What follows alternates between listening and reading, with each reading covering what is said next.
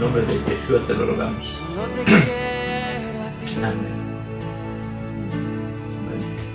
Entonces esta es la clase, Superación Apóstoles, la clase número 3. Acaba de morir Esteban. Acuérdense que Esteban acaba de morir.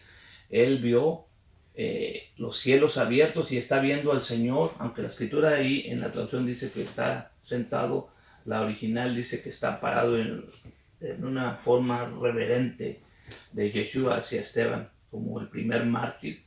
Pero fue necesario que Esteban muriera para que hubiera una gran persecución y entonces hubiera la expansión. Necesitamos varias cosas. Necesitamos tribulación para que haya expansión. Eso que ni qué. En el primer tratado, voy a recontar aquí, porque quiero hacer un recuento aquí y agregar unas notas que no les comenté. En el primer tratado, oh Teófilo, he hablado de todas las cosas que Jesús comenzó a hacer y enseñar. Las preguntas que nos hicimos. ¿Quién escribió Hechos? Lucas. ¿Por qué pensamos que es Lucas? Porque ya muchos han investigado y nadie se ha opuesto a la idea. ¿Ok?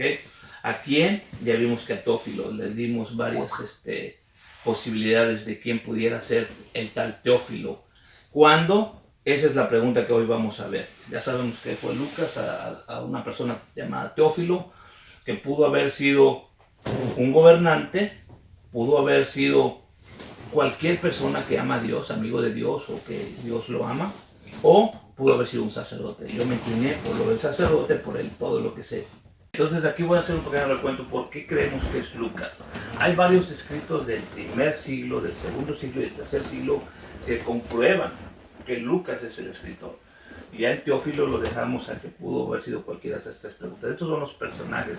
Hay escritos iraníes que dicen que un tal Lucas, griego, doctor, estuvo escribiendo y estuvo viajando con un tal Pablo o Saulo de Tarso. Clemente de Alejandría, que escribió como en el 120, 130 por ahí, él también dice que él sabe que Lucas escribió unos escritos en el Evangelio. Entonces, si él escribió el Evangelio, el primer tratado, o Teófilo, el segundo tratado, Teófilo, entonces también ahí podemos coincidir. Y el canon, la primera colección de los escritos del Evangelio fue realizada en el año 170 y incluía que Lucas había escrito el Evangelio. Y el terrible Eusebio, aprendimos de Eusebio en el 325, él también dijo que Lucas había escrito un compendio de 2 libros. Por eso es que decíamos que Lucas 1 y el libro de Hechos era Lucas 2. Y en el mismo libro de Hechos, él narra que va con Pablo en los capítulos 16, 20, 21, 27 y 18. Nosotros fuimos y anduvimos y estábamos y nos dimos y esto. ¿Ok? Y ya casi esa usa la palabra nosotros, se incluye. En la composición del escrito es muy diferente a la primera, porque en la primera no se puede incluir porque él no es un testigo, pero en la segunda ya es un testigo porque va caminando con Pablo en estas visitas, especialmente ya en los capítulos finales, cuando va de Troas a Roma en el último viaje. Ahora, el libro de Hechos, por ejemplo, vamos a aprender algo que tal vez ni han oído, ¿ok? Pero van a tener que investigar y no crean lo que les voy a comentar, nada más porque se lo estoy comentando, ustedes tienen que leerlo. Porque el libro, aunque está escrito en un griego, pero es de una perspectiva hebrea. ¿Qué quiero decir con esto? Por ejemplo, yo puedo escribir chistes o canciones o historias de México en inglés. El idioma es inglés. Pero el concepto del escritor, la mentalidad del escritor es de un mexicano. Si no, no va a hacer sentido. Aunque esté muy griego y esté escrito en griego, la perspectiva tiene que ser hebrea, porque él va a mencionar los Shabbat, las fiestas, las tradiciones, las formas. Entonces, si no vamos a aprender o no estamos aprendiendo el libro de Hechos de una perspectiva griega o iglesia, porque vamos a terminarlo igual como hemos terminado por los últimos 2000 años, en un grupo de personas separadas completamente de Israel Y el libro de Hechos es este grupo. Y el libro de Hechos 2 instituyó este grupo separado al otro grupo. Si no tenemos una perspectiva hebrea de lo que realmente está sucediendo en el libro de Hebreos, el Señor establece al líder del nuevo pacto, la cabeza, la piedra reprobada, para hacer un equipo de recuperación, y va a mandar a los 12 apóstoles para hacer más apóstoles, más discípulos, más discípulos, más discípulos, y ir a donde Dios mismo mandó a todo Israel y recuperar la oveja perdida de la casa de Israel. Entonces, no nos apoyamos en el texto masorético porque estaba la Septuaginta 200 años antes de que viniera Yeshua. ¿Qué quiero decir con esto? La Septuaginta es una traducción de todos los libros, o mínimo la Torah y los profetas, de el hebreo al griego. ¿Ok? 200 antes de que venga Yeshua. Entonces no hay una mentalidad anticristo o antimesías. Quiere decir que 70 personajes, 70 y un poquito más, judíos, sabios, inteligentísimos, tradujeron los libros de la Torá al griego, ¿ok? Antes de que viniera Yeshua. Entonces esta es la Biblia hebrea, pero en griego, es lo que quiero decir. Aunque era una escritura en griego, no hablaba nada de Grecia, sino que era todo Abraham, Isaac, Jacob y todas las cosas de la historia de Jacob, sus hijos. Entonces, aunque sea un libro en griego, es una perspectiva hebrea lo que se está hablando, la Septuaginta, la Biblia. En sí, la Biblia, aunque esta Biblia es en español, no tiene nada que ver con un mexicano, con un español, es todo Israel. ¿Okay? Ahora, ¿qué pasa con los textos en griego masoréticos? Ellos supuestamente agarraron un hebreo y cambiaron muchas palabras. ¿Pero por qué es diferente a esta? Porque ellos ya tenían un concepto en contra de Yeshua como el Mesías, que él no era. Entonces todo lo que pudiera relacionar a Yeshua como el Mesías, ellos fueron quitando cosas. Por eso terminamos con este libro en el 900, que casi más de 1000 años de diferencia. Entonces nosotros nos vamos a ir a estos escritos. ¿Por qué? Porque Lucas aquí también lo hizo. Él no tenía acceso a ese libro. Por eso es que todo el Nuevo Testamento tienen acceso a la Septuaginta. Y es Septuaginta. Esa es nuestra mentalidad. Aquí voy a hacer un comentario fuerte. Ya sé que se pueden ofender, pero este sí es. ¿Ok? El libro de Hechos no está siendo el relato del nacimiento de una iglesia. No. Porque entonces, si hubiera sido el relato del nacimiento de una iglesia, ¿por qué la iglesia que supuestamente se levantó ahí no es igual a la de ahorita, no es igual a la de ese libro? ¿Ok? Entonces el concepto es que se contrapone. Dios está trayendo de regreso a Israel, no haciendo una church. De hecho, la palabra church, que es donde viene el inglés, viene de una palabra circo. El primer traductor de la Biblia al inglés dijo que esa palabra estaba mal ocupada, pero se tenía que utilizar. ¿Por qué? Porque básicamente es lo que ya en ese tiempo la iglesia era, básicamente un circo. ¿De cuándo fue escrita? Hay tres posibilidades de cuándo fue escrito el libro de Hechos. Antes del 68. ¿Ok? Entre el 80 y el 85, de esta era, y entre el 105 y el 130. Como ya les dije yo que fue Lucas, no puede ser en estas fechas. ¿Ok? ¿Por qué? Porque para empezar, los que creen en esa posibilidad de que fue escrito en el 105 y 130, creen que fue otra persona que lo escribió. Entonces por eso la eliminamos. ¿Por qué les digo todo esto? Porque las personas que no creen en la Biblia sacan esto. Ah, no, Lucas lo escribió un personaje, o el Hechos lo escribió un personaje allá como en el 130, ya estaban muertos. No, porque los personajes que dicen eso, dicen que Lucas no lo escribió. Por eso eliminamos esa de entrada. Otros piensan que fue entre el 80 y el 85, pero voy a traer un concepto bíblico. La Biblia el hecho supuestamente termina en el 28, cuando Pablo está en una casa, en un arresto domiciliario, pero se le permite salir a predicar y regresa a la casa. ¿Okay? Si el libro fue escrito y termina ahí, el 28, ¿verdad?, con Pablo arrestado en una casa, pero con la posibilidad de salir y entrar a predicar en el 80-85,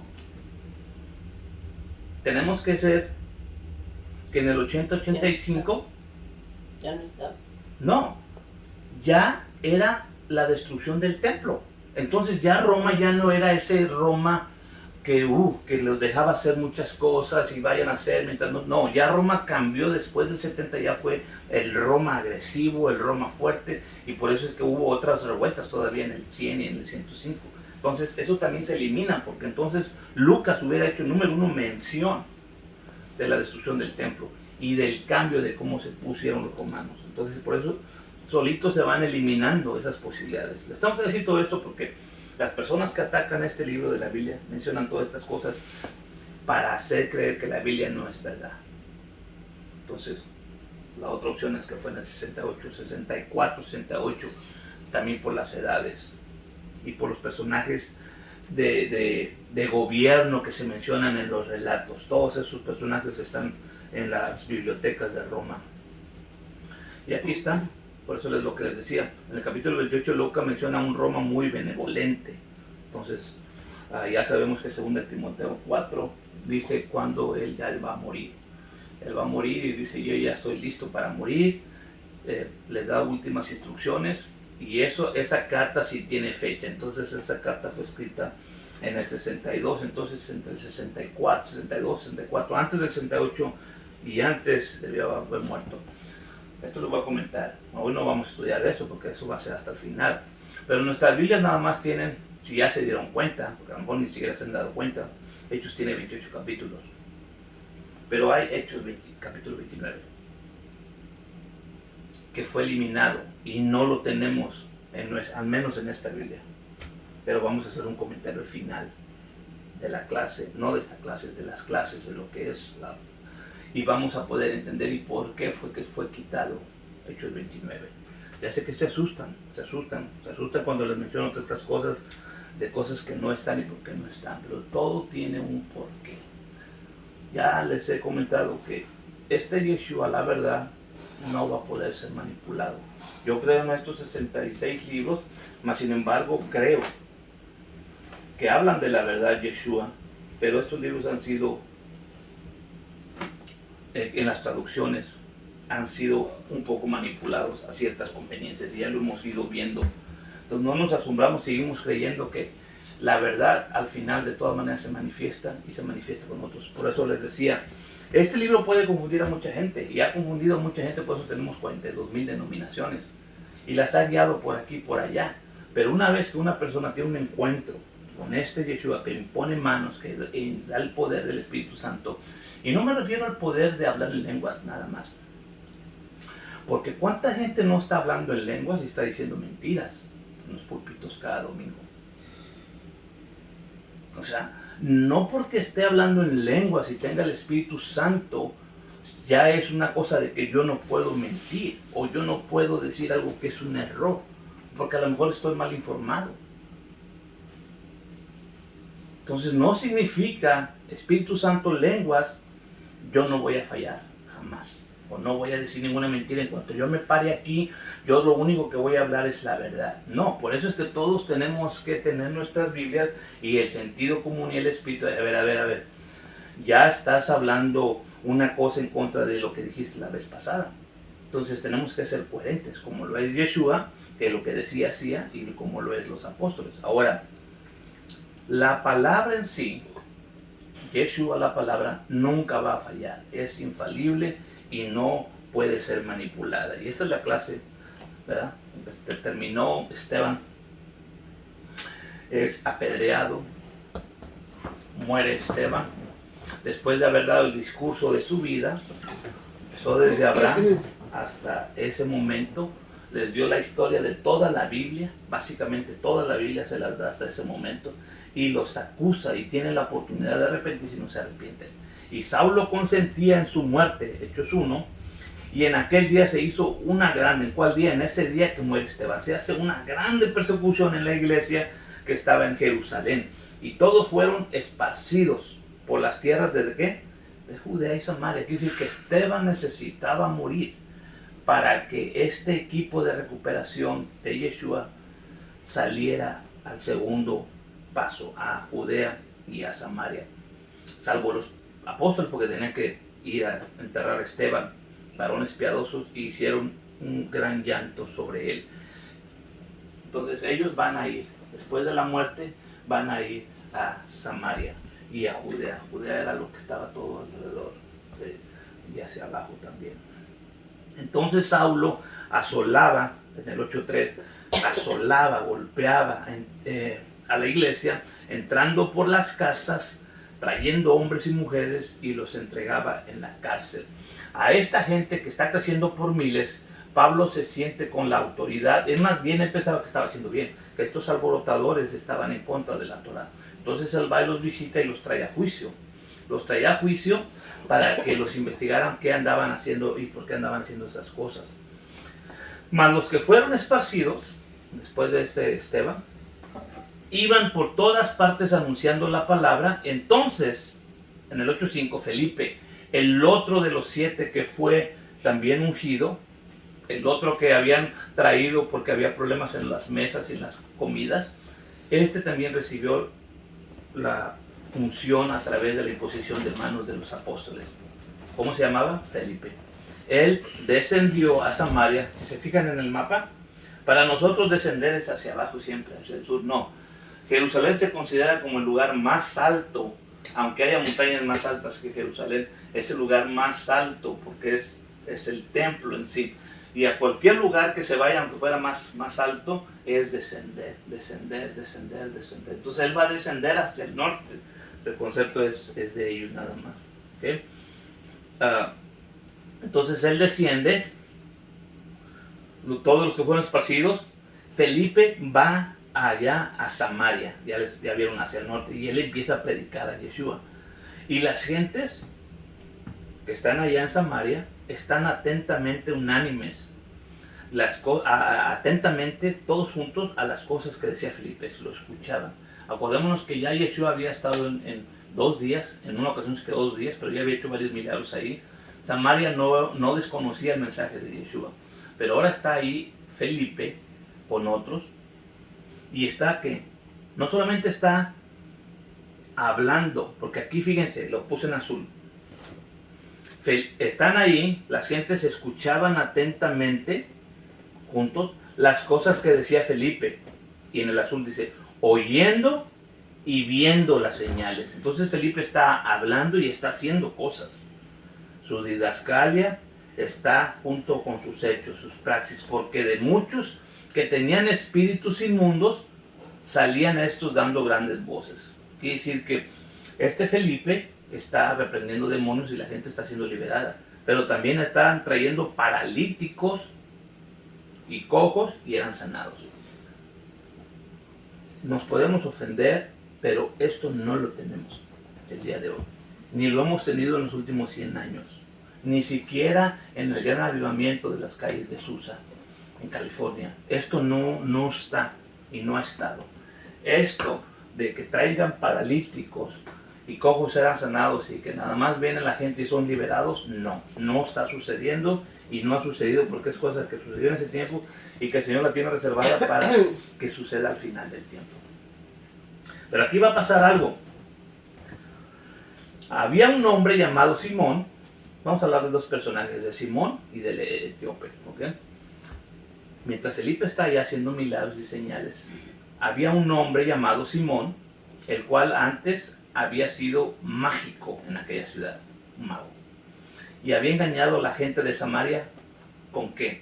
Él decía que él era algo grande, al cual oían todos atentamente, desde el más pequeño hasta el más grande, y esto es lo que él decía: este es el gran poder de Dios. Pero era mago, o sea, hacía cosas ilusiones.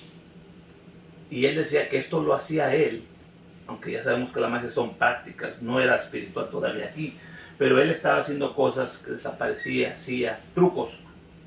Y él decía, todo esto lo hago porque Dios me ha dado este poder. Y le estaban atentos porque con sus artes mágicas los había embelesado mucho tiempo. Mas cuando creyeron a Felipe y en la gente que anunciaba el evangelio del reino de Dios y el nombre de Jesucristo, se bautizaban hombres y mujeres. Entonces este mago empieza a perder audiencia porque viene Felipe con... O sea, estos son milagros, pero no son milagros, son magias. Son cosas que se puede hacer con práctica. Pero cuando ven a Felipe que la gente se la traen paralíticos y endemoniados, eso ya solamente Dios lo puede hacer. ¿Okay? Entonces él empieza a perder audiencia y la audiencia se empieza a ir con Felipe. Y el mismo Simón creyó. Quiere decir que hasta este mago también se fue allá a escuchar a Felipe. Va a cometer un error, pero se va a arrepentir. También entonces creyó y se bautizó y se llegó a Felipe. Quiere decir esta porque se le acercó y estuvo cerca de Felipe el tiempo que Felipe andaba predicando ahí. Y viendo los milagros y grandes maravillas que se hacían, estaba maravillado. Este mago ahora ha visto el verdadero poder de Dios que él decía tener, pero se dio cuenta que ya no lo tenía. Por eso ahora está con el que lo tiene. Y los apóstoles que estaban en Jerusalén, ¿se acuerdan que se habían quedado? Habiendo oído que Samaria había recibido la palabra de Dios, les enviaron a Pedro y a Juan. Todos están intercomunicados, porque esta es una operación. Ya tienen las instrucciones del maestro y además tienen el oído afinado para oír las instrucciones que él directamente les sigue dando, aunque no tenían el Bluetooth. Los cuales venidos oraron por ellos, para que recibiesen el Espíritu Santo, porque aún no había descendido sobre ninguno de ellos, mas solamente eran bautizados en el nombre de Jesús. Esta gente que está recibiendo milagros, está recibiendo señales, paralíticos empiezan a caminar, pero no han recibido el Espíritu Santo. Entonces, traen a Pedro y a Juan. Pedro y Juan tenían esta autoridad que Dios les había dado, pongan las manos para que ellos reciban el Espíritu Santo, y empiezan a poner las manos sobre toda la gente. La gente empieza a recibir el Espíritu Santo. Entonces les impusieron las manos y recibieron el Espíritu Santo. Se hablaron en lenguas y todas estas cosas. Y como vio Simón, el mago que andaba ahí pegadito, quería aprender, es más, yo lo veo hasta con buenos motivos, ¿verdad? Con esta cosa de que estaba impresionadísimo. Y como vio Simón que por la imposición de las manos, porque acuérdense que él es un mago, entonces la habilidad de sus manos es que no ven qué está haciendo él. Él está viendo las manos de los personajes, porque él quiere saber si esto es un truco. Y cuando él ve que pone las manos, su vista de él es tan rápida que él puede identificar, esto no es magia, esto es otra cosa, esto es genuino. Y como vio Simón que por la imposición de manos de los apóstoles se daba el Espíritu Santo, les ofreció dinero. Este fue su error. Porque estás acostumbrado a que todo es con dinero, todo se compra y todo se vende. Y él está en ese ámbito y especialmente en Samaria. ¿Okay? Diciendo, dadme también a mí este poder, que a cualquiera que pusiese las manos encima reciba el Espíritu Santo. Vean, tal vez su motivo, sus formas era equivocada, pero él quería tener esto para que también la gente lo recibiera. Entonces Pedro le dijo, tu dinero perezca contigo, que piensas que el don de Dios se gane por dinero. No tienes tu parte ni suerte en este business, en este negocio, porque tu corazón no es recto delante de Dios. Pedro lo confronta, tu corazón no es recto delante de Dios. ¿Crees que esto es con dinero? No, lo confronta y le dice, arrepiéntete pues de esta tu maldad y ruega a Dios si quizás te será perdonado el pensamiento de tu corazón. Porque en hiel de amargura y en prisión de maldad veo que estás. Respondiendo, aquí está el Simón, el atrevido, el que quiso comprar el poder. Una vez que es confrontado con la verdad y le dice la situación en la que está, vemos que él dice, rueguen ustedes por mí al Señor, que ninguna de estas cosas que habéis dicho venga sobre de mí. Era el comienzo, porque después lo vamos a ver, era el comienzo de una restauración, de una vida que había vivido en ese engaño y engañando, y dinero para acá y dinero para allá, y se arrepiente. Y todavía reconoce que está en una necesidad y le pide a los apóstoles que oren por él. Y ellos, habiendo testificado, Pedro y Juan, hablando la palabra de Dios, se volvieron a Jerusalén. Pedro y Juan se van a Jerusalén de regreso al headquarters que todavía era en ese momento. Y en muchas tierras de los samaritanos anunciaron el evangelio. Empero, fíjense aquí está Felipe. Empero el ángel del Señor habló a Felipe. ¿Fueron instrucciones de Pedro y Juan? No. Esto es lo que no tenemos y necesitamos orar por esto. El ángel del Señor le habló a Felipe y le dijo: levántate y ve hacia el mediodía al camino que desciende de Jerusalén a Gaza, el cual es desierto. Vean todas las indicaciones que le dan. Esta es una misión. Esta es una misión, y el personaje, en este caso Felipe, tiene que poner atención a todos los detalles, porque tiene que hacerse todo a como está recibiendo las instrucciones directas. En el tiempo de la gran tribulación, según Apocalipsis, va a haber unos personajes que van a tener esta misma conexión y van a poder entrar, salir y moverse, hacer y deshacer, porque es el mismo espíritu. Y van a hacer muchas cosas, pero es una misión. Vean todo lo que les tuvo que decir, lo puse en el cuadro. Pero el ángel del Señor habló a Felipe y le dijo: fíjense, varias cosas. Levántate, ve hacia el sur. Instrucciones específicas, no nomás vete y no. Al camino que desciende de Jerusalén a Gaza. Hay un camino, tienes que irte para allá, el cual es desierto. Instrucciones específicas, no es yo siento que no. Si ya te habló el Señor por dónde, te va a decir por dónde exactamente. Entonces él se levantó y fue. Empieza a hacer las cosas que le dijo. Y he aquí un etíope, eunuco, gobernador de Candace, esta es una señora, reina de los etíopes, el cual era puesto sobre todos sus tesoros y había venido a adorar a Jerusalén. Entonces este eunuco era alguien que estaba en la diáspora, era un israelita que estaba en un trabajo allá en África, pero cobraba impuestos aquí y allá, o hacía negocios, vendían y compraban, y este era un cobrador. Y él aprovechaba para ir a las fiestas. ¿A cuáles fiestas? Había ido a adorar a Jerusalén, porque acuérdense que se acaba de terminar las fiestas. Entonces ahora se volvió sentado en su carro y estaba leyendo al profeta Isaías. Y el Espíritu le dice a Felipe, otra vez, fíjense, ya le dio instrucciones cuando salió de Samaria. Y Felipe dice que se levantó y se fue y ya va a llegar allá. Cuando él ve al etíope que está leyendo, no es arrebatado a hacer las cosas como él piensa que ya las aprendí, ya sé cómo es. No, él está conectado y el Espíritu le dice a Felipe, llégate, júntate a este carro. Y entonces Felipe obedece, acudiendo Felipe, obedeciendo Felipe, haciendo las cosas que el ángel le dijo.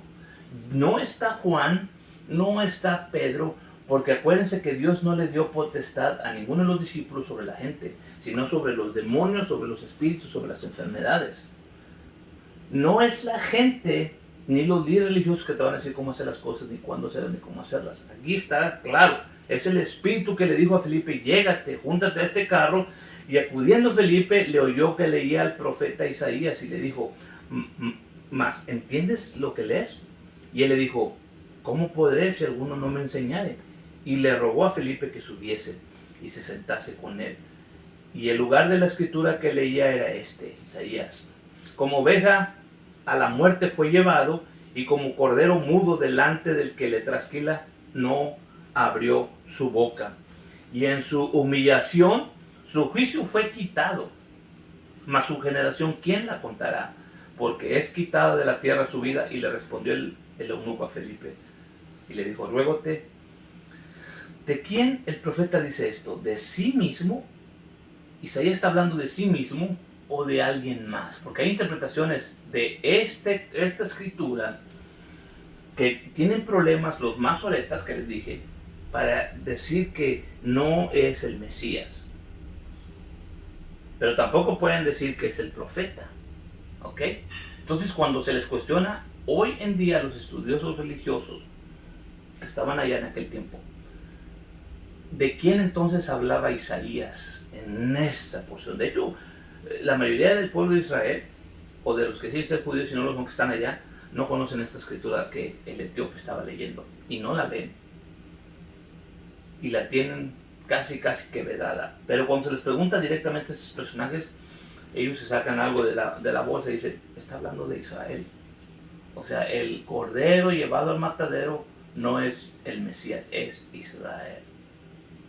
Entonces, para poderte levantar, en lugar de levantar el Mesías, tomas la posición del Mesías. Cuando es fácil entender que está hablando del Mesías. Porque Felipe se lo dijo. Y entonces Felipe, abriendo su boca, comenzando desde esa escritura, le anunció a Yeshua. Le anunció la buena noticia acerca de este Yeshua. Le anunció que este era Yeshua. Ahí se lo dejó claro al eunuco. Entonces, ¿qué va a pasar? Yendo por el camino, llegaron a cierta agua y dijo el eunuco, he aquí agua, ¿qué impide que yo sea bautizado? Y Felipe le dijo, si crees de todo corazón, bien puedes. Y respondiendo dijo, creo que Jesucristo es el Hijo de Dios. Ahí creyó. ¿Por qué creyó eso? Esa parte. Que Jesucristo es el Hijo de Dios, es el Mesías. Porque eso es de lo que le enseñó cuando le habló del reino. Este es el Hijo de Dios que ha venido a recoger el reino de sacerdote, el reino que Dios ha escogido para bendecir a todos los pueblos. Yo quiero ser parte de esos. Por eso es que se tenía que bautizar y mandó para el carro, descendieron ambos al agua, Felipe y el eunuco, y lo bautizó. Y como subieron del agua, el Espíritu del Señor arrebató a Felipe y no le vio más el eunuco. Se fue por su camino gozoso. Felipe, empero, se halló en Azoto, que es Asdod, el último lugarcito que les puse en el mar. Y pasando anunciaba el evangelio en todas las ciudades hasta llegar a Cesarea, eso fue al norte. Fue a Samaria, de Samaria le dan una instrucción que vaya por una persona, le da las instrucciones y después se regresa hasta arriba. Felipe ha colaborado aquí para la salvación de dos personajes que van a ser importantes después. Como también fue un elemento importante para convertir a miles, porque está haciendo milagros y señales. Pero Dios puede estar en los miles, en los cientos, pero también en los unos, los individuales. Ir a un lugar alejado, nada más, con instrucciones específicas, vete a tal lugar, porque ahí está una sola persona. Y nosotros podemos ser donde se quieran poner, las chanclas del mago o las chanclas de este eunuco. Tenemos necesidad. A lo mejor tenemos la necesidad del mago también, y tenemos la necesidad de este eunuco que no entendemos las escrituras y de qué se trata. Y tal vez necesitamos descender con Felipe y bautizarnos otra vez. Pero todo esto de ir Felipe, y no nomás Felipe, vemos que Pedro y Juan se van a Samaria, se extienden hacia el norte, van hacia arriba y van a abarcar todo el cuerpo, porque al final la palabra puede venir aquí y nos toca y tiene que crecer y viajar por todas partes de la tierra. Esta es la tierra, tiene que viajar por todas partes, pero algo tiene que pasar igual que lo que pasó aquí, para que la palabra se extienda territorialmente en toda la tierra, en todo el mundo, y corporalmente en todo este cuerpo, físicamente, porque esta palabra tiene el poder de ir al tuétano y viajar por todo el cuerpo. De eso estoy hablando hoy. Si no hacemos algo que sucedió aquí, vamos a pasar otros 40 años encerrados en una doctrina de reemplazo y nunca vamos a ser parte del pueblo de Israel. Y aquí voy a terminar. La palabra en el tiempo de los apóstoles, especialmente de Pablo, va a abarcar todo lo que está allá, todo esa. Ahora, ustedes que han tenido oportunidad de ver estos programas de cómo el imperio, ¿verdad?, otomano abarcó todas esas tierras, pero ya había gente ahí, porque Pablo estuvo antes de ese periodo y él evangelizó con el evangelio a todas estas gentes hasta allá. toda esa gente conoce y toda esa gente puede tener la palabra en su ADN.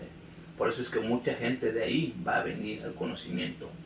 Pero esto es lo que va a pasar y esto es lo que tiene que pasar.